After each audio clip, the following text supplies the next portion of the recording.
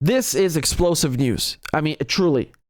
China and Brazil have decided that they will conduct trade with one another in currencies other than what? The US dollar.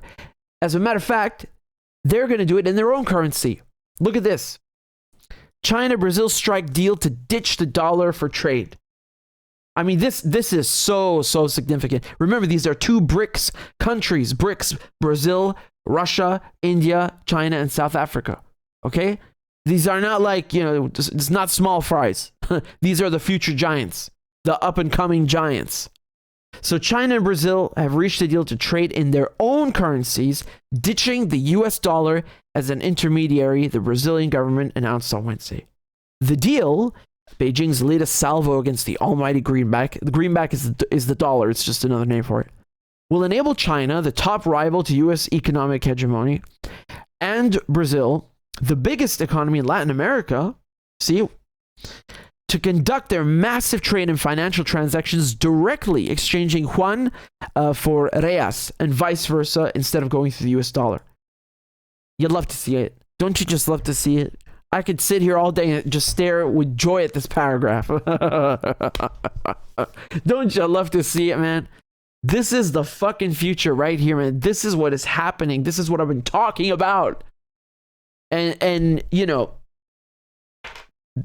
the whole process of switching to an alternate financial system, alternate currencies, alternate, entire economic realities has been accelerated. The war in Ukraine, I mean, I wish it had never happened, and it didn't have to happen. It could have been solved with diplomacy. It still can be solved with diplomacy.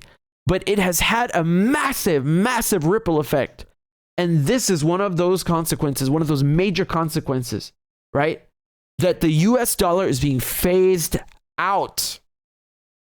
So I'm going to show you a clip in a second that is going to make you laugh so hard. I mean, we're going to watch it 10 times. So just continuing here, quote, the expectation is that this will reduce costs, promote even greater bilateral trade, and facilitate investment. The Brazilian Trade and Investment Promotion Agency said that obviously, of course, it's going to reduce costs naturally. China is Brazil's biggest trading partner. You could probably pick any country on a map, and very likely their largest trading partner is China. And just as a very tiny side note, Australia too. And so it's so sick watching the United States poison Australia against China, their largest trading partner. I mean, that scares me. That's another big war that's coming, I fear. Just going back here, China is Brazil's biggest trading partner with a record 150 billion US. Well, look, they're putting here in US dollars, but very soon maybe they won't, according to what's happening. $150 billion in bilateral trade last year. Okay, so this is not, again, small fries. The deal, which follows a preliminary agreement in January, was announced after a high-level China-Brazil business forum in Beijing. I had a feeling they were going to do something like this. I had a gut feeling when they did this. Lula was originally scheduled to attend the forum, but he had pneumonia, I think it was. Yeah. But let me show you something, man. Let me show you something, because if you think this is, whatever, it doesn't mean anything. People in Congress certainly know that it means something.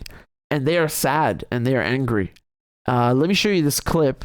Marco Rubio emboldens our adversaries. How dare you not trade in our money? How dare you, you goddamn peasants? Are you emboldening our adversaries? They're creating a secondary economy in the world, totally independent of the United States. We won't have to talk about sanctions in 5 years because there'll be so many countries transacting. And cry harder. Cry harder. Cry harder, Mr. Rubio. Fucking cry. You're goddamn right. We're not going to talk about sanctions, you evil, sadistic motherfucker, starving people with your sanctions. You think this is some, funny tool, some alternative to war that makes you look better or feel better or sleep at night. You are destroying generations of people in various countries. Fuck your sanctions. Your sanctions are literally the reason why people are creating an alternate economic system. They're sick of you bullying them with your currency and with your goddamn sanctions. Currencies other than the dollar, that we won't have the ability to sanction them. As we are sitting here, focused on some of these nuttiness that's going on, people that are basically dedicating their lives in this country to ensuring that it is legal to mutilate children, to do drag shows in schools. They dedicate their lives to this. Do with China and Brazil? Another superpower that basically wants to become the world's dominant power at our expense. And these people don't want to focus on it. No. China is not seeking to become the dominant power. You view it like that because you have an inferiority complex. That's what it is. Not him. I'm not. Maybe some people would say I'm not trying to pick on Rubio. I'm saying that the United States feels insecure, and a lot of its political class feels that China is a threat. They call it a threat. Why is it a threat? Why can't you engage with the Chinese on a level of mutual respect? No, this is what's so funny, man. The Belt and Road Initiative, the New Silk Road, it's not an anti-America thing.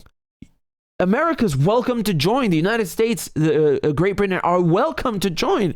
They just don't want to because they want to control the monetary system and the financial system. That's what it's about. No one is excluding Britain. No one's excluding the West, the us Anglo-Saxons. We are more than welcome to join the Chinese and the Brazilians and have a nice multipolar world. But we have people in Congress, right where Mr. Rubio is standing, who hate that idea because they want to stay in control. We had some person on The View yesterday say that our criminal justice system is no better than what China is doing with its genocide of Uyghur Muslims. So we better wake up.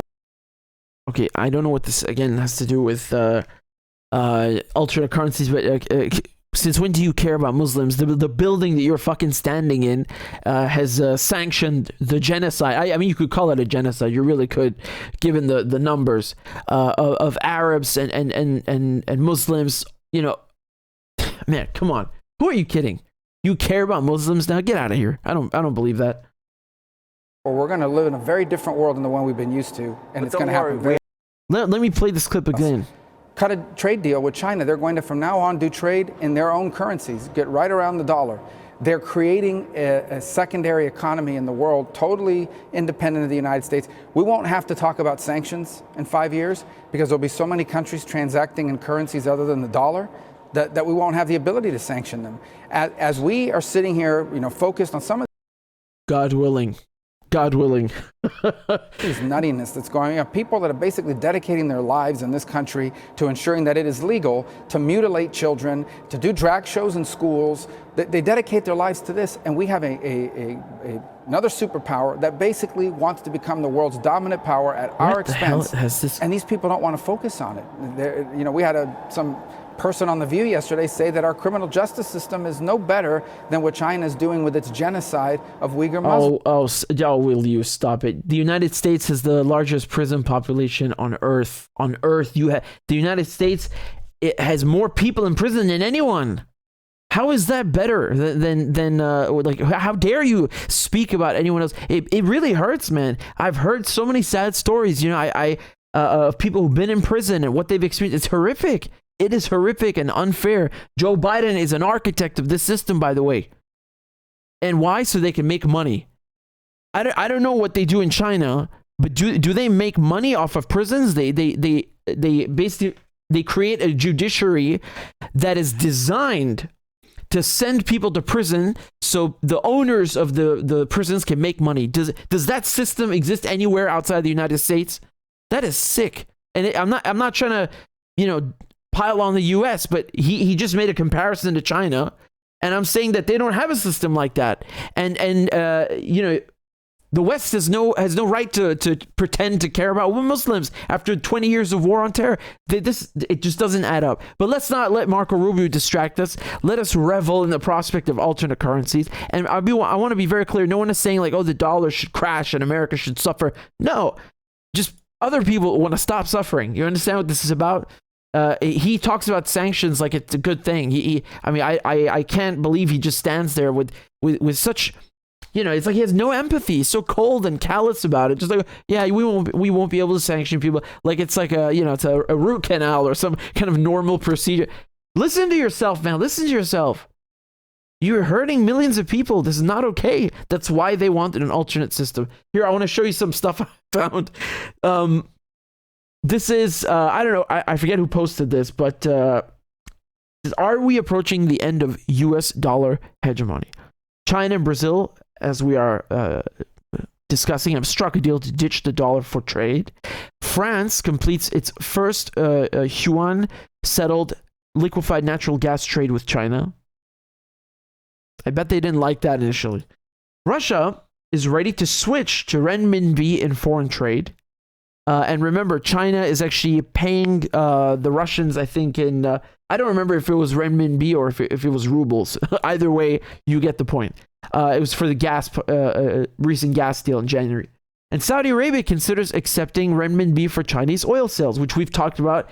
This is one of the most important things that I've raised during the last year. I always come back to this, that point that the Saudis are the ones giving the US dollar its value, because the US dollar is backed by this oil and more specifically oil transactions being done in dollars. So when you stop selling oil in dollars, the value of the dollar goes down because they designed the system this way. Now, the thing is that you are choking off countries, so you literally don't give them a choice, man. They literally cannot get dollars or use them. So it's not like, they went and did this by design. You did it, and I'm not. I know it sounds like you created this mess, but if they hate the prospect of China and Brazil and Iran, all these countries trading in other currencies, then why do they sanction them to the point that they do this? It makes no sense whatsoever. I think it's rooted in arrogance. There's a lot of arrogance and like, oh, I want control. Here's a meme I found on Twitter. You got Modi, Putin, and Xi laughing, at the grave of the US dollar. Anyway, Marco Rubio is an interesting type, I think he was one of the people who was like concerned about Christians in Iraq and Syria, and then they turn around and say, yes, we should get rid of Assad. We should allow all of these extremists to take hold. I mean, the hypocrisy, man, it hurts. It's so blistering and blinding. But I'm gonna, I just want to say one more thing. Argentina and Brazil also struck a deal a few months ago to trade in their own currencies. You are gonna see more and more and more of this stuff, and it's accelerating like a goddamn snowball. Has it not? Has it not? Did I not sit here a year ago and tell you what is gonna happen? Did I not tell you that this is significant? That they are trading in different currencies? Huh? That Russia actually has other markets to explore, people who want to buy the oil and they don't care that it's not in dollars. There's literally an entire world of possibilities that we haven't even seen or thought of yet in this new multipolar world that are going to come like a freight train. Every single day, it's getting faster and faster. And in the end, who's going to, be left out? It's the West, and of their own device, unfortunately, a making of their own device. And when I say their own device, these politicians, not the people. People don't want to be left out and isolated and, saying, I think most people, if they knew what their governments are doing with these sanctions, they would be outraged and they would be sick to their stomachs if they actually knew. But the media want to make sure that you don't know. So that's where I come in and I tell people what sanctions do.